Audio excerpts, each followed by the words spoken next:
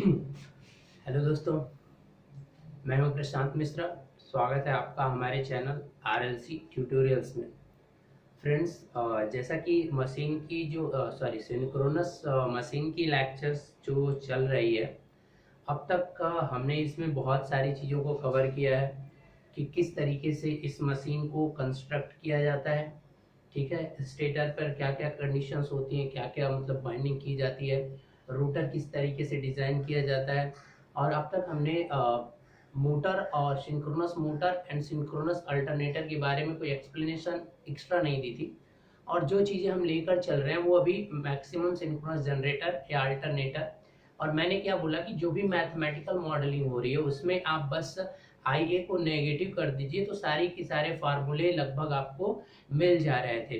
But synchronous motor के case में क्या होता है कि ये आपकी सेल्फ स्टार्टिंग नहीं होती है, तो ये थोड़ा सा प्रोबेबली केस है जो कि हमें एक अलग लेक्चर में, एक सेपरेट लेक्चर हम इसके लिए करेंगे और देखेंगे कि किस तरीके से आखिर क्या रीज़न है कि आपका सिंक्रोनस मोटर आपकी स्टार्टिंग नहीं है। ठीक है, self starting you can say. जैसे आपका थ्री फेज इंडक्शन मोटर होता है वो आपका सेल्फ स्टार्टिंग होता है, but three phase synchronous motor आपका क्या होता है, सेल्फ स्टार्टिंग नहीं होता। और साथ में ये केवल सिंक्रोनस स्पीड पे काम करता है। इसीलिए अगर ऐसा कहीं लोड वैरी कर रहा हो जहां पर, तो लोड के वैरी करने से सिंक्रोनिज्म टूट जाएगा और वो मोटर स्टॉप कर जाएगी। इसलिए ये मोटर जहां पर भी लोड ज्यादा वैरी करता है वहां पर ये मोटर यूज नहीं होती हैं।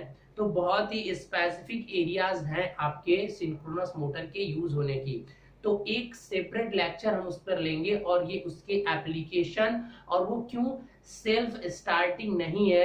क्वेश्चन तो बस यही आता है फ्रेंड्स। ठीक है, तो उसको सेल्फ स्टार्टिंग बनाने के लिए क्या क्या प्रोसीजर्स किए जाते हैं और मैक्सिमम जो एप्लीकेशन होता है सिंक्रोनस मोटर का वो होता है आपके पावर फैक्टर इंप्रूवमेंट पे। ठीक है, जब आपकी लीडिंग पावर फैक्टर पे काम करता है तो आपका मोटर का देखिए एप्लीकेशन मैं थोड़ा सा यहाँ बता दे रहा हूँ, क्योंकि आज जो हम डिस्कस करने वाले हैं वो ये क्लास नहीं है।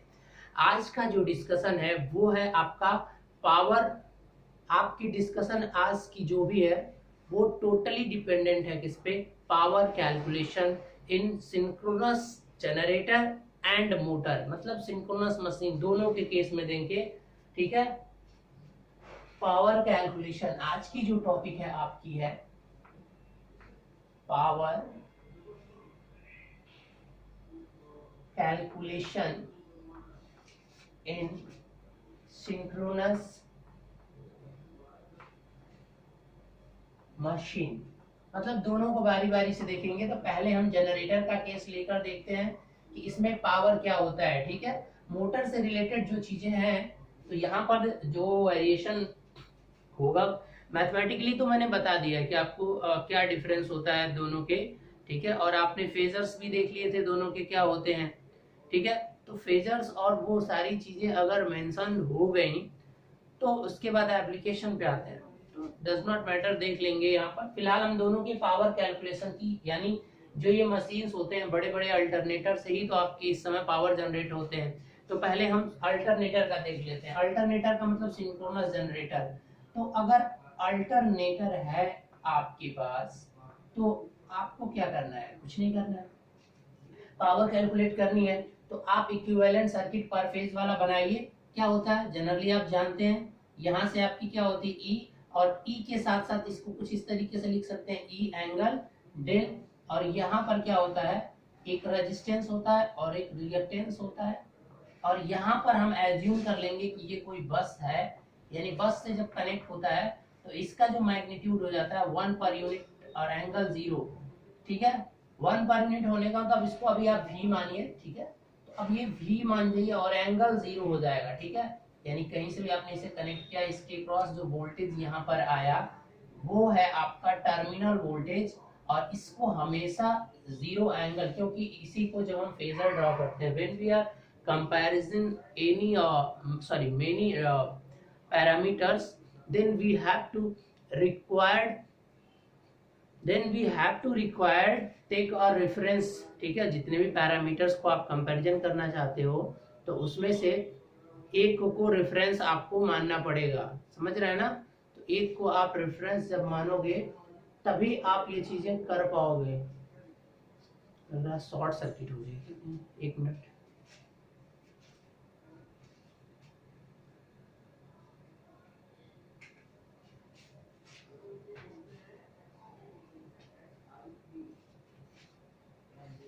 चलिए अभी इतनी लाइट पे थोड़ा सा आप देख लीजिएगा, शायद पर्याप्त ना हो बट चीजें दिख जाएंगी आपको, ठीक है। तो चलिए अब हम बात करते हैं आगे कि अगर पावर कैलकुलेशन, तो इस तरीके का सर्किट, ये आपको क्या है, आपका एक्स है यानी जे एक्स, यानी अब सारी चीजें फेजर फॉर्म में लिखनी है, इसको बस आर लिख दीजिए। बार बार आर ए करना पड़ेगा, नोटिफिकेशन दिखाना है तो आपकी मर्जी है। जब you are writing in any examination, standard examinations, conventional, then you can write there RA, okay, but when you are writing तो so उस तरह से आपको लिखना है, तो आप ऐसे भी लिख सकते हो। RA मतलब आर्मेचर रेजिस्टेंस है, तो वहां भी आप R को बस, जब आप किसी कन्वेंशनल एग्जाम में कर रहे हो तो R ऐसे लिख देना कि बस क्या है, R इज इक्वल टू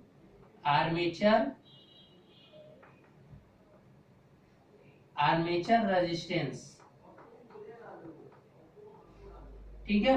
चलिए अब इसके फार्मूले को हम डिराइव करते हैं और समझते हैं कि किस तरीके से पावर, मतलब ये यहाँ पर जो भी पावर मिलेगी, यहाँ पर जो पावर मिलेगी वो हमें क्या होगी, आउटपुट पावर मिलेगी, और यहां से जो पावर जाएगी वो क्या होगी, input power.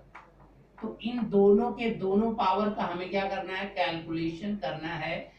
Case of generator, तो जब जनरेटर है तो ये यहां से ये पावर क्या करता है, इसको सप्लाई करता है, और गाइस दोनों पावर सप्लाई करता है। यही तो अल्टरनेटर की खासियत है कि मैं पहले ही लिख दे रहा हूं कि ये सप्लाइड क्या करता है, अल्टरनेटर की बात हो रही है कि ये सप्लाइड करता है both, supplied both active as well as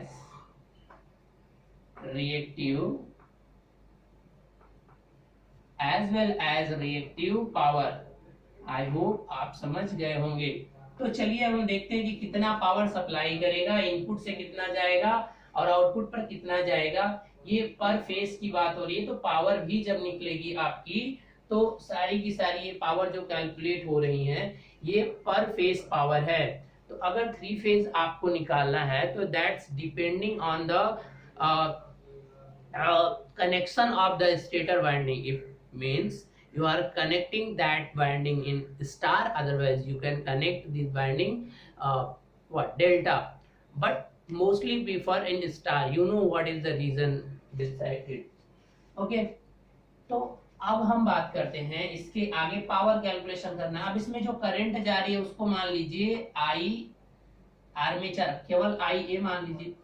चलिए आर ए लिख दीजिए, आप आर ए नोटेशन करना है, आई केवल डिनोट कर दे रहे हैं। तो देखिए यहां से, चलो इसमें केवीएल लगाइए तो क्या हो जाएगा बेटा, इसमें केवीएल निकालिए तो क्या हो जाएगा, ई एंगल डेल, केवीएल लगा रहे हैं ऐसे आगे चल रहे हैं तो क्या हो जाएगा, माइनस आई आर ए, यानी सिंपल सा अगर जेड एज्यूम कर लीजिए, अभी थोड़ी एक मिनट छोड़िए, इसको जेड एस मान लीजिए, Z S is equal to R plus J X S. अगर मैं इसको मैग्नीट्यूड में लिखना चाहूं तो कुछ इस तरीके से लिख सकता हूं, जेड एस और इसको एंगल क्या कर दे रहा हूं, थीटा एस, ठीक है। किसी को कोई डाउट तो नहीं है ना। ये आपका रेक्टेंगुलर फॉर्म हो गया, ये मैंने पोलर फॉर्म में ब्रेक कर दिया इम्पिडेंस को।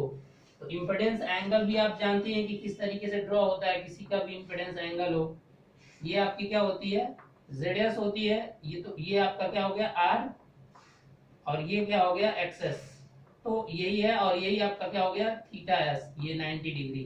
तो इस फार्मूले से मैंने ये किया, मतलब ZS इज इक्वल टू क्या हो जाता है आपका under root R square plus XS square.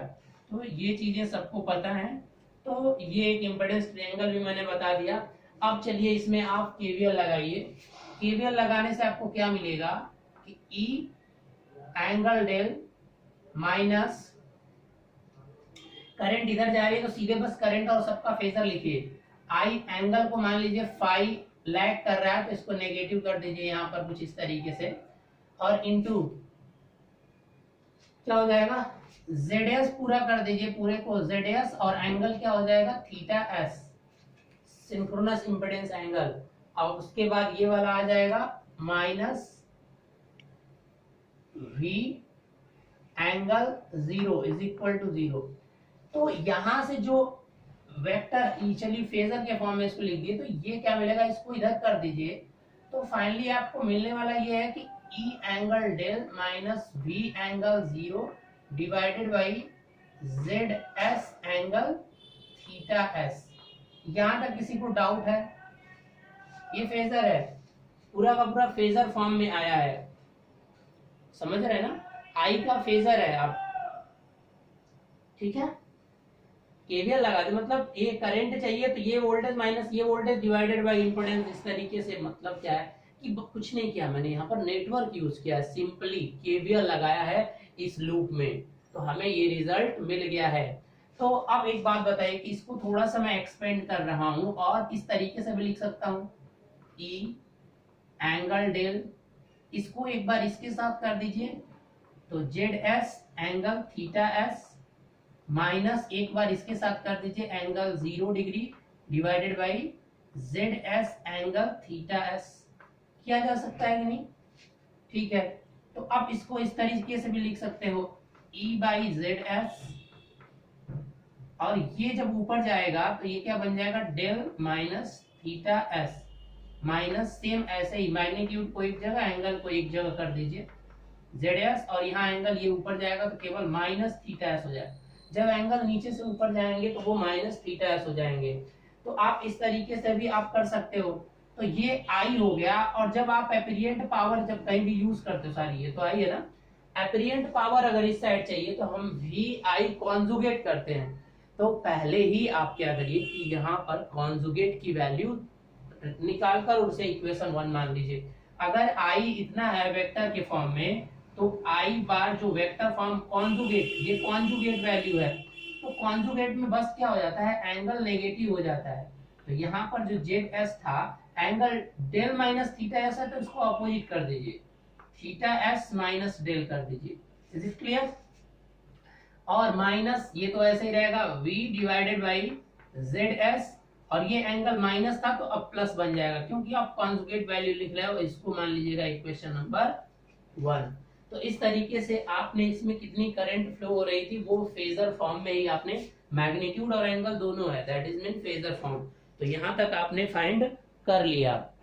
तो जब ये वैल्यूज आपको मिल गई तो अब क्या करना है, इस वैल्यूज के मिलने के बाद देखिए कुछ नहीं करना है आपको, अब बहुत ही आसान हो गया है। तो अब अगर आउटपुट पावर आपसे, अब दोनों से देखो, करंट तो इनपुट साइड और आउटपुट साइड सेम रहेगी, यही करंट आपकी इनपुट से निकलेगी और आउटपुट पे भी जाएगी, तो करंट तो सेम रहने वाला है। तो अब अगर हम इनपुट पावर की बात करते हैं तो आप इनपुट पावर देखिए, और यहाँ से मैंने थीटा एस निकालने के लिए नहीं बताया था, तो यहाँ से एक चीज और देख लीजिएगा कि tan theta S is equal to क्या हो जाएगा, X S divided by R, ये होता है, या theta S is equal to tan inverse X S by R. तो चलिए अब हम कैलकुलेट करते हैं आउटपुट पावर। सबसे पहले हम किसकी बात करते हैं, आउटपुट पावर। तो अगर आउटपुट पावर की बात करते हैं तो सिंपली वो क्या हो जाएगा, आउटपुट पावर S, और S नॉट लिख देते हैं, S नॉट से समझ जाएंगे ना, और एस आई में कर दूंगा, या ऐसे आउटपुट कर दीजिए, लिख ही दीजिए पूरा। कॉम्प्लेक्स पावर लिख रहा हूं मैं, ठीक है। तो कॉम्प्लेक्स पावर क्या हो जाएगी, जो आउटपुट का वोल्टेज है यानी V, ठीक है, और एंगल 0 है तो इसको ऐसे लिख दीजिए, और मल्टीप्लाई क्या होता है, I कॉन्जुगेट, यानी फेजर फॉर्म में I कॉन्जुगेट, यही होगा ना बेटा, VI कॉन्जुगेट होता है, दैट्स योर एपीरिएंट पावर।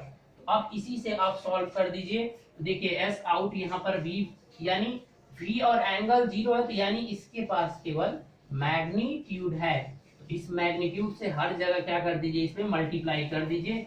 देखिए यहाँ पर क्या आ जाएगा, EV बाई ZS, और यहाँ पर एंगल तो ऐसे ही रहेगा, angle theta S minus del और माइनस यहाँ अगेन v से मल्टीप्लाई हो जाएगा क्योंकि पावर कैलकुलेट कर रहे हो, तो v स्क्वायर डिवाइडेड बाई क्या हो जाएगा जेड एस, और यहाँ पर एंगल थीटा एस ऐसे ही रहेगा।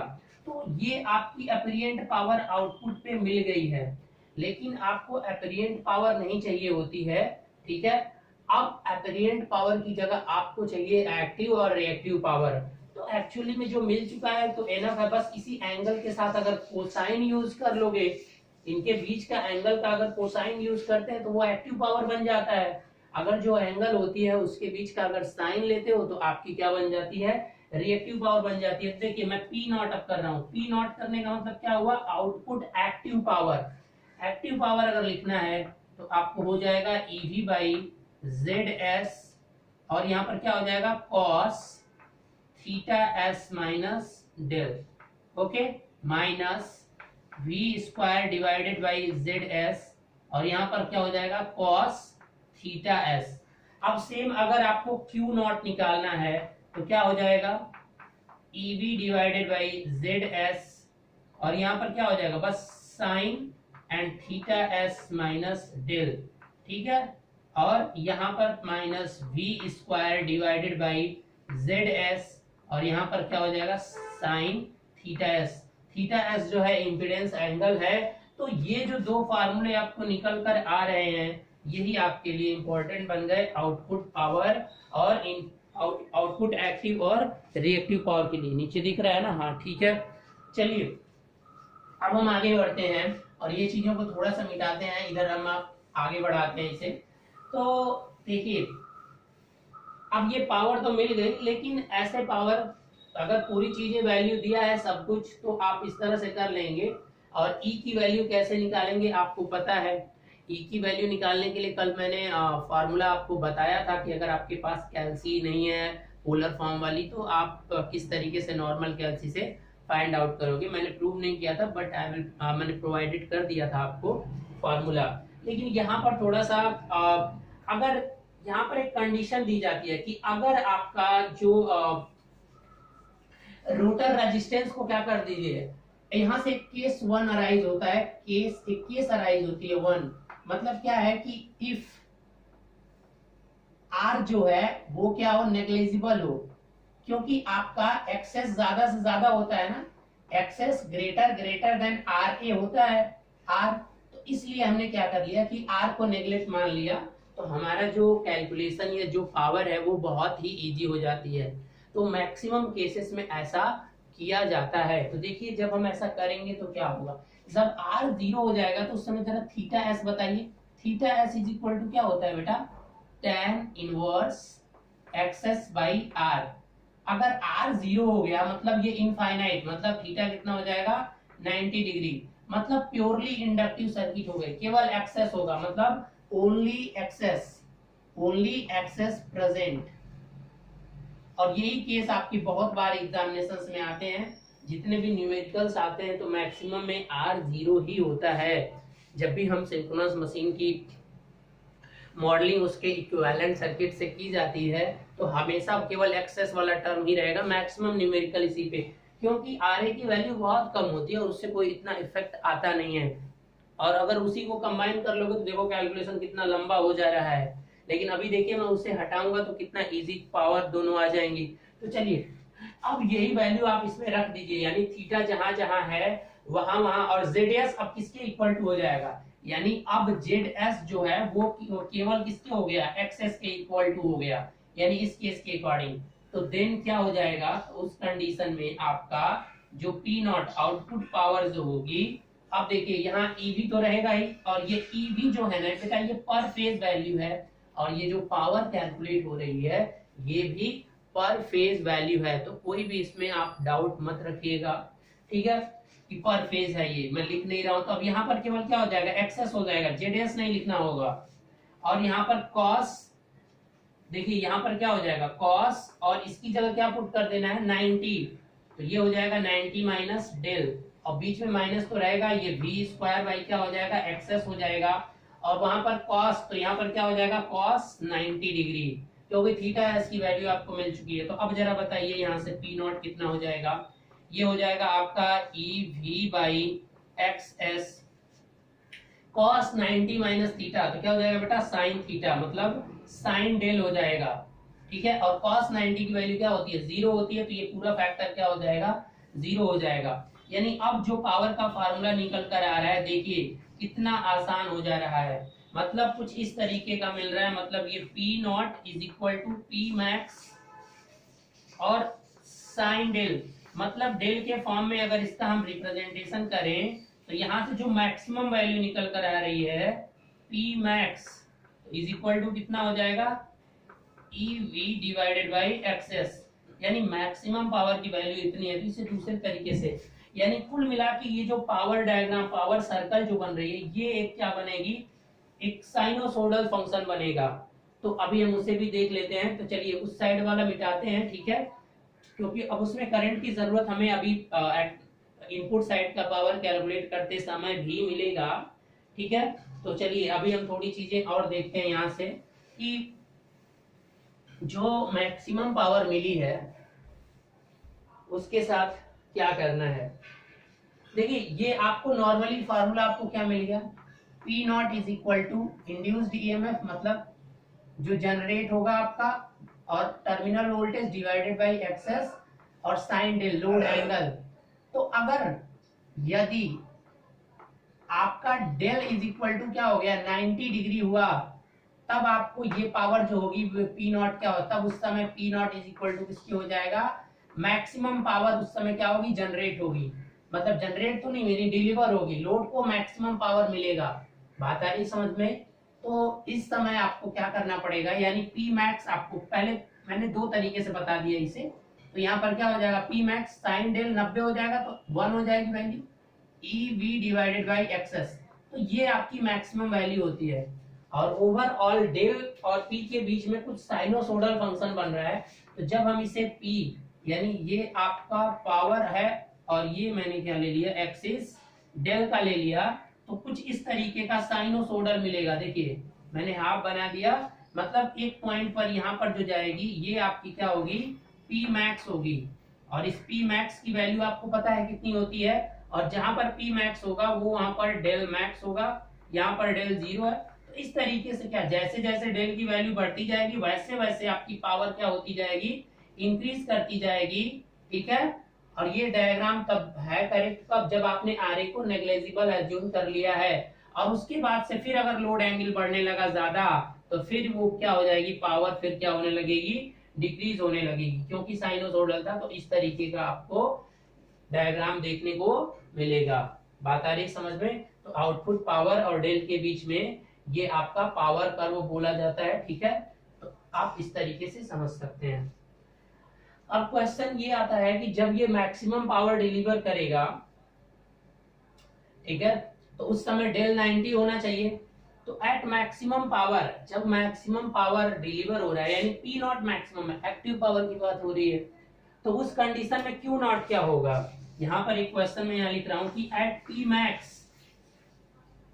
पी मैक्स की वैल्यू पे क्यू नॉट कितना होगा। वो जरूरी नहीं है कि वो मैक्सिमम होगा, लेकिन होगा कितना वो निकालना है।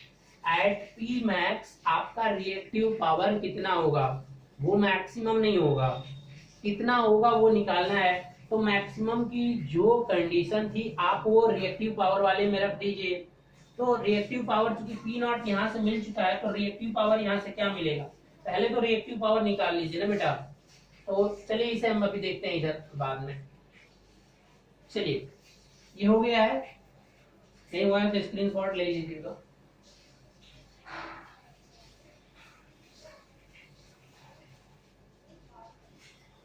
देखिए तो पहले तो आप क्यू नॉट कर लीजिए, मतलब केस 1 के अंदर क्यू नॉट कितना हो जाएगा, E v by X S, और अब साइन तो ये क्या हो जाएगा, कॉस डेल हो जाएगा minus V square divided by X S, और 90 करोगे तो केवल इतना ही हो जाएगा। अब ये जीरो नहीं होगा, यहाँ पर कॉस डेल हो जाएगा, लेकिन जब एक्टिव पावर था तो केवल इतना टर्म आ रहा था, ये वाला टर्म जीरो हो जा रहा था, लेकिन यहाँ पर ये दोनों टर्म आएंगे, क्योंकि यहाँ फिर साइन 90 हो जाएगा। साइन 90 की वैल्यू कितनी होती है, 1 होती है। तो ये आपको मिल गया। अब हम ये जानना चाहते हैं कि at P max Q naught की वैल्यू कितनी होगी। तो जब पी मैक्स हो रहा है तो इसका मतलब क्या होता है कि डेल इज इक्वल टू क्या होता है, डेल मैक्स, और वो कितना होता है, 90 डिग्री होता है।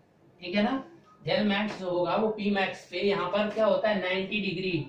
तो ये आप लिख भी सकते हो यहाँ। और एक बात याद रखना कि ये जो डेल 90 डिग्री हो रहा है मैक्सिमम पावर के लिए, वो हमने कैसे फाइंड आउट किया, डेल पी बाई डेल के रिस्पेक्ट में डेरिवेशन किया और उसे जीरो किया। समझ रहे हैं ना आप। और ये है कंडीशन किसकी, एक चीज और यहाँ पर मेंशन कर देता हूं, ये जो कंडीशन होती है फॉर सिलिंड्रिकल, और हम सिलिंड्रिकल लेके चल रहे हैं, सिलिंड्रिकल रोटर। अभी सेलिएंट पोल में कहानी थोड़ी सी चेंज हो जाती है, क्योंकि ड्यू टू सेलियंसी वहां पर कुछ अलग चीजें भी देखने को मिलती हैं। तो अभी हम जो भी चीजें कर रहे हैं वो सारा का सारा एजम्पशन किसके लिए है, 90 डिग्री के लिए है। और अगर सेलिएंट पोल हुआ तो 90 से कुछ कम होता है पी मैक्स के लिए। ठीक है, अगर सेलिएंट पोल आपने ले लिया तो ये भी क्वेश्चन कभी कभी आता है। तो जब अगर सेलिएंट पोल लिखा है तो एग्जैक्ट 90 डिग्री नहीं होगा मैक्सिमम पावर की जो कंडीशन होगी। ठीक है, ये याद रखिएगा, उससे क्या होगी, कम होगी थोड़ी सी। तो कम वाले ऑप्शन पे क्लिक करिएगा। अब आगे बढ़ते हैं कि जब ये एट पी मैक्स तो वहां पर क्यू नॉट कितना होगा। तो देखिए ई और वी तो यही है ना, क्यू मैक्स पर डेल को 90 करना है, तो cos 90 की वैल्यू कितनी हो जाती है बेटा, cos 90 जीरो हो जाएगा। तो ओवरऑल जो आने वाला है ये क्या आ जाएगा, minus V square divided by केवल एक्सेस, यानी नेगेटिव आ गई। यानी यहाँ ये देख कर आ रहा है कि ये जो क्यू आ रहा है ये नेगेटिव है, मतलब ये लोड को क्या कर रहा है, सप्लाई कर रहा है। जब आपकी रिएक्टिव पावर नेगेटिव में आ गई मतलब सप्लाई कर रहा है, वो रिएक्टिव पावर को एब्जॉर्ब नहीं कर रहा है, वो लाइक रिएक्टिव पावर के सोर्स की तरह बिहेव कर रहा है। तो इसीलिए आपको क्या होता है, तभी तो मैक्सिमम पावर आपको मिलती है। आपको समझ में आ गया। तो ये कुछ फार्मूलेज हैं जो कि इस तरह से क्वेश्चंस आपके बहुत बार पूछे जाते हैं। ठीक है ना, तो चलिए यहाँ तक तो आपको समझ में आ गया होगा। तो ये सारा का सारा खेल किधर होगा, ये सारा का सारा गेम आपने कहा देखा, ये सारा का सारा आउटपुट पावर था। ठीक है, जब पूरा का पूरा आर और एक्सेस दिया होगा तो जेड एक्स वाला जो पूरा का ओरिजिनल फार्मूला था वो यूज करोगे। और उसके बाद से अगर आर को जीरो करता है तो फार्मूला बहुत इजी हो जाता है। और उसके बाद मैक्सिमम पावर भी, मतलब मैक्सिमम कंडीशन निकालने, जिसे स्टेडी स्टेट लिमिट भी बोलते हैं। पावर सिस्टम में आपने पढ़ा होगा कि पावर सिस्टम में अगर बात करें तो यही जो फार्मूला आपका ये जो देख रहे हो ना, E we divided by X S है, इसी को PSS power system steady state limit भी बोलते हैं। क्योंकि ये मैक्सिमम सप्लाई तो यही होती है, मैक्सिमम मतलब वोल्टेज नहीं, पावर। ठीक है, तो ये पीएसएस स्टेडी स्टेट लिमिट बोला जाता है, मैक्सिमम पावर कितना सप्लाई हो सकता है, कब सप्लाई होता है, कंडीशन क्या होती है, डेल की लोड एंगल कितना होना चाहिए। ठीक है, तो चलिए अब आगे बढ़ते हैं और हम चलते हैं, अब इनपुट पावर को कैलकुलेट करते हैं। ये सब तो हमारे लिए क्या था, जनरेटर की आउटपुट पावर थी। तो अब अगर इनपुट पावर करना है आपको तो चलिए उसके लिए देखते हैं क्या होता है। करंट तो दोनों साइड सेम रहेगी ना बेटा, अभी लोड आप लगाओगे तो करंट तो दोनों साइड सेम रहेगी। ठीक है, तो करंट अगर सेम रहने वाली है तो फिर क्या होगा उसे हम देखते हैं। तो बेसिकली जो यहाँ से क्वेश्चंस आते हैं वो बहुत छोटे छोटे आते हैं। अभी अगर टाइम बचता है, अगर इसको करने के बाद से तो कुछ क्वेश्चंस हम कर लेंगे। देखिए अब सिंपल सा क्वेश्चन ये है कि अब इनपुट पावर की बात हो रही है, इनपुट पावर। तो अगर आप इनपुट पावर कैलकुलेट करना चाहते हैं तो आई तो दोनों तरफ सेम आएगी, तो आई कॉन्जुगेट की वैल्यू जरा पीछे से देखिए आप, क्या था, आई कॉन्जुगेट की वैल्यू क्या था, e divided by Z s angle theta S minus del, यही था ना, और minus we by Z S और एंगल क्या था, थीटा एस। ये चेक कर लीजिए आप लोग की वैल्यूज तो यही है ना, आई कॉन्जुगेट की, और ये फेजर फॉर्म में है। ठीक है, तो जब इनपुट पावर अगर आपको निकालना है तो इनपुट पावर के लिए एस क्या कर रहे हैं, एस इनपुट कर दीजिए, यानी एस आई, मैं एस आई से दिखा दे रहा हूं इसे, यानी इनपुट पावर आपकी कितनी हो जाएगी, S I input power conjugate power निकल रही है, यानी कॉम्प्लेक्स पावर जिसे आप एप्रिएंट बोलते हो। तो क्या हो जाएगा, अब इस साइड का वोल्टेज देखिए जरा, छोटा सा सर्किट, यहाँ पर जो वोल्टेज थी ये कुछ करके ये ई थी ना, ई और एंगल डेल था, इज इट क्लियर। तो अब पूरा का पूरा इससे मल्टीप्लाई होगा, मतलब यहाँ टोटल मल्टीप्लाई किससे होगा, ई एंगल डेल, और मल्टीप्लाई किससे हो जाएगा, आई कॉन्जुगेट से, फेजर फॉर्म। तो ये आपकी अब इनपुट पावर होगी, और मेन तो फार्मूला यही निकला। अब इसके बाद से बस आगे क्या करना है, कैलकुलेशन कर देना है। आगे तो कुछ मैं बड़ी चीज अब करूंगा नहीं, जो कॉन्सेप्ट था वो तो यहीं पर था। अब आगे बढ़िए, तो देखिए यहाँ पर क्या हो जाएगा, ई एंगल डेल, और जो वैल्यूज हैं वो पुट कर दीजिए आप इसकी, e by Z s angle theta S minus del minus v z S और एंगल थीटा एस। अब मल्टीप्लाई कर दीजिए इसके अंदर, तो ई और ई, ये ई मिलकर क्या हो जाएंगे, ई का स्क्वायर, मैग्नीट्यूड को मैग्नीट्यूड के साथ, और यहाँ पर क्या हो जाएगा जेड एस, और ये डेल यहाँ जाएगा ऐड होगा, तो डेल से डेल कैंसल आउट हो जाएगा, केवल क्या बचेगा थीटा एस माइनस ई और वी मिलकर क्या हो जाएंगे, यहाँ पर ई इंटू वी हो जाएगा, जेड एस डिवाइडेड में है तो वो तो ऐसे ही रहेगा, और डेल और ये डेल, तो क्या हो जाएगा angle theta S plus del हो जाएगा, क्योंकि ये पॉजिटिव है ये भी पॉजिटिव है। तो इस तरीके से आपको जो एस आई था कॉम्प्लेक्स पावर मिल गया। तो अब पी आई मतलब इनपुट पावर आपकी कितनी हो जाएगी, इनपुट पावर आपकी कितनी हो जाएगी, ये तो कॉम्प्लेक्स मिली है, बस यहाँ पर कॉस लग दीजिए तो इनपुट पावर मिल जाएगी। आपकी एक्टिव और रिएक्टिव पावर निकालना है, तो क्या हो जाएगा आपका ई square divided by Z S, और यहाँ पर क्या हो जाएगा cos theta S minus e we divided by Z S, और ये क्या हो जाएगा कॉस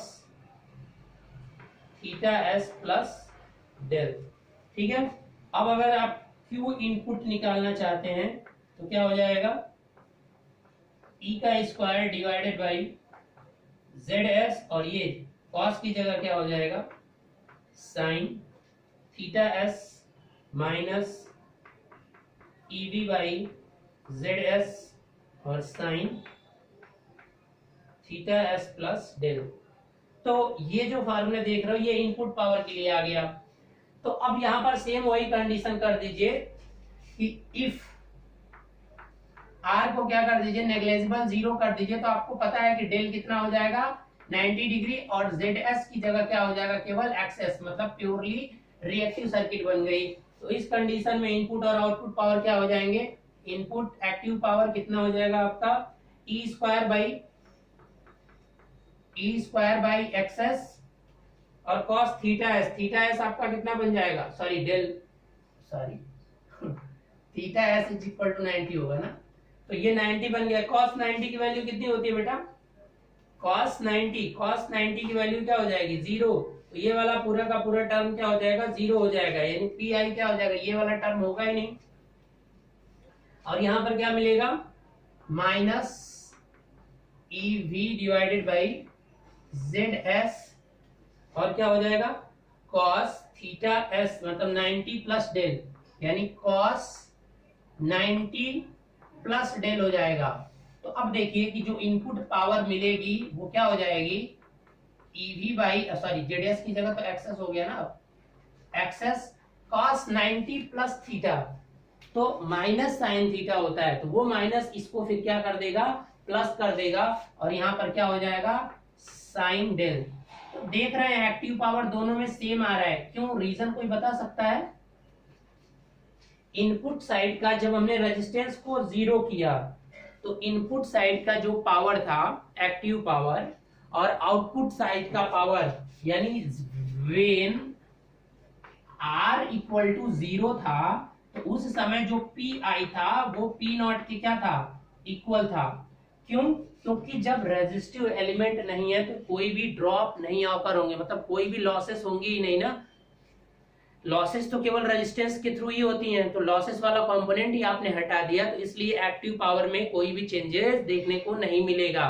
लेकिन जब R कंबाइंड रहेगा तब चेंज हो रहा है, देख लीजिए फॉर्मूला पहले से चेंज है, लेकिन जब आपने R को 0 बनाया तब एक्टिव पावर सेम रहेगा लेकिन रिएक्टिव पावर बदलेगा, ठीक है ना, रिएक्टिव पावर बदल जाएगी। चलिए रिएक्टिव को भी देख लेते हैं कि Q I is equal to क्या हो जाएगा। तो क्यू आई के बस इसी फॉर्मूले में क्या कर दीजिए, ये साइन थीटा साइन 90 हो जाएगा, मतलब e square divided by X S, और ये साइन 90 मतलब 1 हो गया, और माइनस ये साइन, चलिए इसको एक बार लिख ही लेते हैं, E B divided by X S sine theta S की जगह आपको 90 रखना है, और प्लस क्या हो जाएगा डेल। तो अब फार्मूला बता दीजिए क्या हो जाएगा, e square by x s minus e we divided by x s sine 90 minus 90 plus theta, तो वो प्लस ही थीटा होता है, मतलब कॉस थीटा, तो कॉस और थीटा की जगह डेल है तो मतलब डेल, ठीक है। तो इस तरीके से आपको क्यू आई का फार्मूला ये मिल गया, ठीक है ना। और आपका पी इनपुट जब आर इज इक्वल टू 0 होता है तब आपके इनपुट साइड के, देखिए आउटपुट का कुछ अलग आया था, आउटपुट का कुछ क्या आया था, अलग आया था पिछले केसेस में, ठीक है।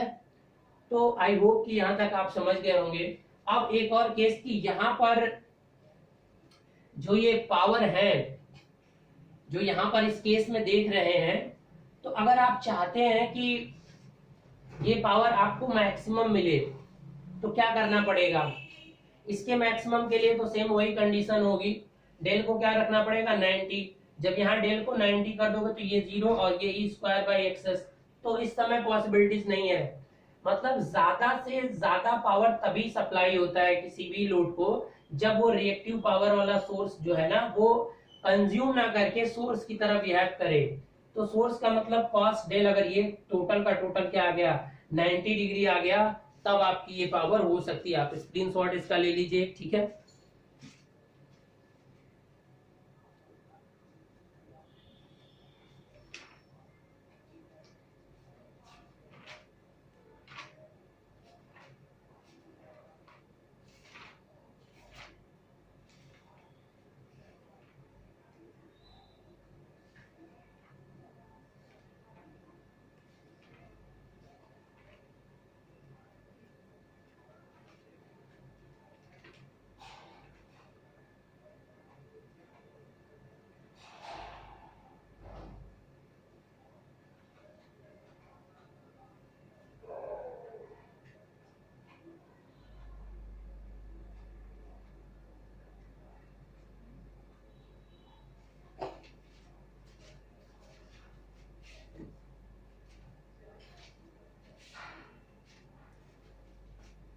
चलिए मैक्सिमम केसेस को आप देख लीजिएगा, सेम वही होगा 90 डिग्री।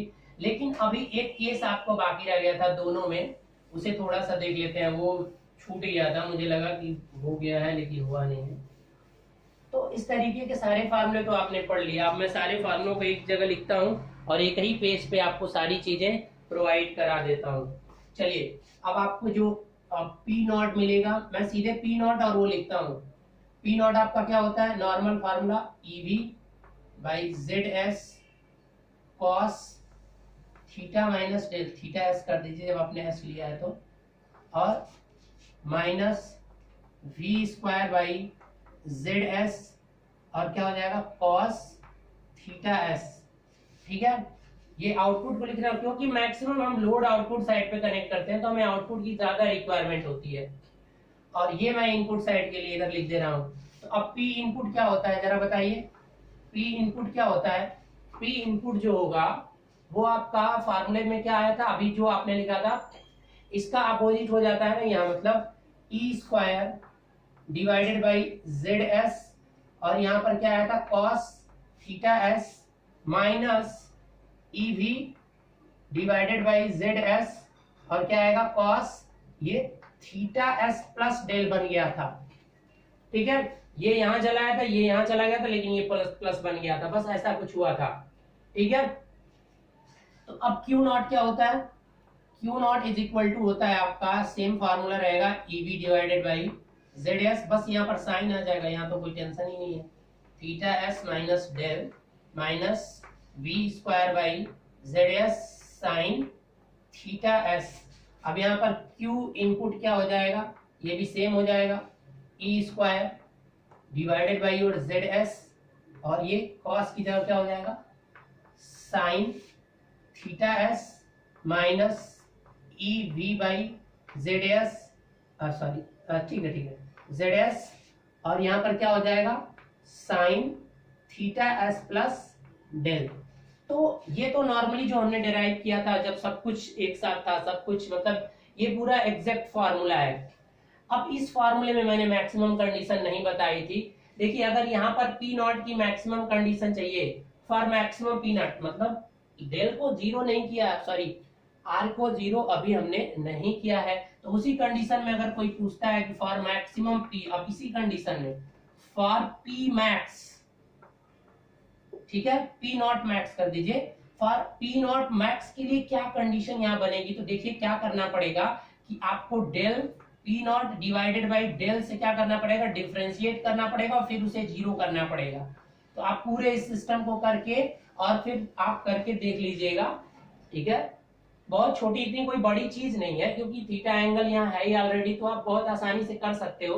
तो जब फाइंड आउट करोगे और जीरो करोगे तो जो कंडीशन मिलेगी वो मिलेगा कि theta S is equal to क्या होना चाहिए, डेल के होना चाहिए, ठीक है। अभी मैंने कोई एजम्पशन नहीं किया है, तो ये कंडीशन होती है आपके आउटपुट की मैक्सिमम पावर को अचीव करने के लिए जब आर जीरो नहीं है, ठीक है। ये चीज आप कर लीजिएगा।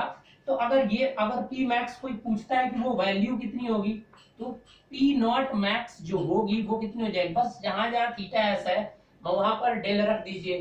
तो थीटा एस डेल जब रखोगे तो ये कॉस जीरो हो जाएगा और उसकी वैल्यू 1 हो जाएगी, मतलब वो पावर होगा कितना, E B by Z S, ये जीरो हो गया, और बस minus V square divided by Z S, और ये क्या हो जाएगा कॉस थीटा एस की जगह क्या लिख सकते हो, डेल लिख सकते हो।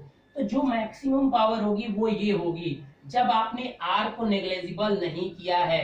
यही कंडीशन पीछे क्या हो गई थी, छूट गई थी, मुझे वहीं पर बता देना चाहिए। तो सेम यहां पर भी आप करेंगे, यहां पर फॉर पी इनपुट मैक्सिमम, अगर पी इनपुट मैक्स अगर आपको चाहिए तो यहां पर भी सेम वही करना पड़ेगा कि आप पहले क्या करेंगे, डेल पी इनपुट और डिवाइडेड बाई डेल के रिस्पेक्ट में इस इक्वेशन का क्या करेंगे, आप डेरिवेशन सॉरी डिफरेंशिएशन करेंगे डेल के रिस्पेक्ट में और फिर उसे जीरो बनाएंगे। दो लाइन है, कर लीजिएगा। डिफरेंशिएशन तो आपको आता ही होगा ना, इसका डिफरेंशिएशन करिए किसके रिस्पेक्ट में, डेल के, और जो वैल्यू आ रही है उसको इक्वल टू जीरो कर दीजिए, तो आपके पी इनपुट के मैक्सिमम होने की कंडीशन आपको मिल जाएगी। तो कंडीशन वो यहां से क्या निकल कर आएगी कि theta S plus del is equal to क्या होना चाहिए, सॉरी 180 डिग्री होना चाहिए, यानी ये पूरी वैल्यू किसके इक्वल टू होनी चाहिए, 180। तो ये स्टूडेंट्स बहुत कंफ्यूज हो जाते हैं कि आउटपुट का है या इनपुट का क्या पूछ रहा है, वो यही कंडीशन सबको मैक्सिमम याद रहती है, तो ये इनपुट के लिए होती है, ये थोड़ा सा आप याद रखिएगा। तो अब वो पी इनपुट मैक्स वो कितना जाएगा उसको जरा देखते हैं हम। पी इनपुट मैक्स ये तो ऐसे रहेगा, यहां पर क्या लिख सकते हैं, ई स्क्वायर बाई जेड एस। अब देखिए थीटा एस की जगह क्या लिख सकते हैं, 180 माइनस डेल लिख सकते हैं, तो इसको कर दीजिए कॉस 180 माइनस डेल, इस तरीके से भी लिखा जा सकता है, 180 माइनस थीटा जो होता है उसे फिर नीचे लिख लेना, और माइनस, अब ये थीटा प्लस डेल जब 180 करोगे तो cos 180 की वैल्यू -1 हो जाती है, ये माइनस इसको क्या कर देगा, प्लस कर देगा, और यहाँ पर क्या हो जाएगा केवल EB बाई ZS, ठीक है।